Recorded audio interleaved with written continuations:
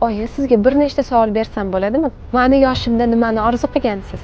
Sani yoshingdaligimda qo'limda bitta farzandim bor edi. Opam bor edi. Men sani orzu qilganman. Hayotimizdagi qaysi bir voqeani juda ham ko'p eslaysiz? Juda ham esimda qolgan moment, bog'chaga ketayotganimizda yig'larding-da. Yana o'zing o'tarding. To'xtab turing, men ungacha sanab oling. Uspokоиться qilib oling, keyin boraman bog'chaga derding. Shu esimdan chiqmaydi kicham. Men sani o'tishimga harakat qilmasdim. Sen o'zingni o'tarding. Sen o'zing psixologически o'zing tayyorlashni bilarding hamma narsaga. Nimani doim yodimda saqlashimni xohlaysiz?